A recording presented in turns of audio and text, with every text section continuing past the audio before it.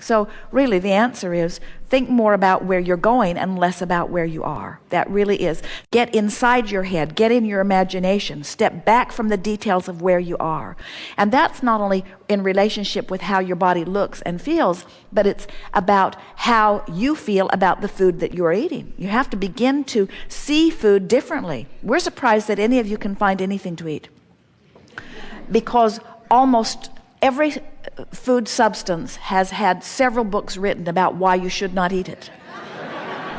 So much so that most people who are planning for food, sitting in front of food, shopping for food, choosing the restaurant, looking at the menu, watching others eat, or eating themselves, almost everybody who is in the attitude of a relationship with food in any way is in a sort of state of semi to tremendous trauma. And so the answer is to spend at least as much time thinking about the food that you're going to eat as you do actually eating the food. And during the time that you're thinking about the food that you're going to eat, work on imagining it to be as you want it to be in relationship to your body, so that you just gently morph your expectation into a new place. Let's say that you're getting ready, you're going to go have a nice meal somewhere tonight with someone. And you know that you'll be in the restaurant for an hour or two, or maybe longer. And so, in anticipation of going there, imagine how you will feel while you are there. Imagine feeling satisfied at the place you've chosen to be. Imagine feeling satisfied at the wonderful people who have culminated to prepare your food and serve it to you.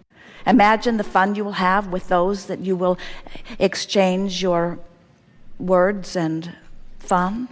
And then turn your attention to the food that you will eat and begin anticipating in advance what good choices you will make. Step back from it in a more general way and think about how delightful this experience is going to be.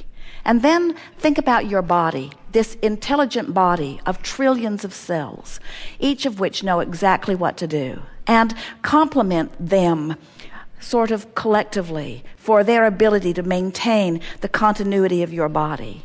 And speak to them lovingly, saying to them, I know you know what to do, and I always think of you as I am choosing the food that I'm eating, and I know that you have the ability to deal with whatever it is that I give you, and that you have the ability to utilize the energy from it and give me feelings of energy and movement and flexibility, that you have the ability to add to my well-being. I feel appreciation for the cells of my body and for the food that I'm eating and for those who prepare it. And I'm so looking forward to this time. And if you can stay in that sort of friendly, loving dialogue for 15 or 20 minutes here and there, you don't have to do it all at once, but as you make the appointment, flow some thought toward it. As you're driving toward it, flow some thought toward it. As you're sitting in the restaurant, flow some thought toward it. In other words, get yourself warmed up. It's what we call vibrational pre-paving. It's thinking about a positive outcome from the action that you're about to take part in.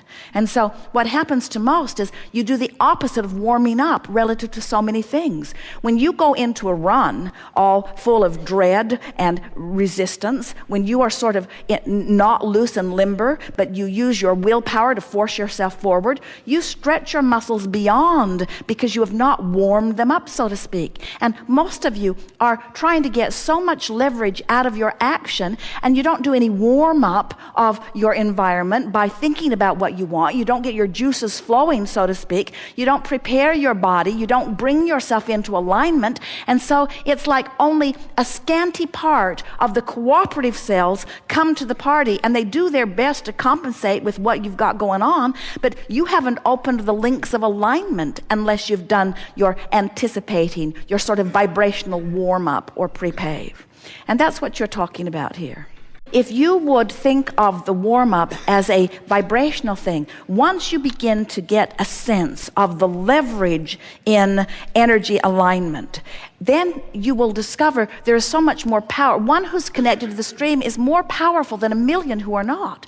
There is so much leverage in this vibrational warm-up, in this vibrational alignment, in this readying yourself. And all that means, you can tell when you've warmed up. Let's say that you've been dreading it. Well, don't do anything in an attitude of dread. At least get to a place of sort of kind of wanting. In other words, bring yourself at least into hoping or some semblance of positive expectation before you proceed forward. So it's a vibrational warm-up that you're doing. And you have to know, as you look around at the variety of experiences that people are having in relationships to their bodies and food and movement, you just have to know there's much more to it than just food in, food out, or action that is causing an expenditure of energy. It's about this vibrational alignment. And so when you say, I'm feeling good, I'm feeling happier about food, I'm eating more of what I'm wanting, we would say that's that emotional warm-up. But then you say, but I'm gaining weight. So the emotional journey that we're talking about is, if you will let your gauge not be the scale for a while, not be the physical results for a while, but let your gauge be your mood or your attitude, and you can maintain that for a little while, you'll begin to notice that once you get through that warm-up time, that your body will start to come into vibrational alignment with your improving expectation, until you can literally become one of those people who can say what you want and have it be by the power of your expectation, regardless of the physical behavior or action that is surrounding the situation. It is not necessary that you alter your behavior. It is necessary that you alter your thoughts regarding your behavior. And when you do, all things are possible. Truly they are.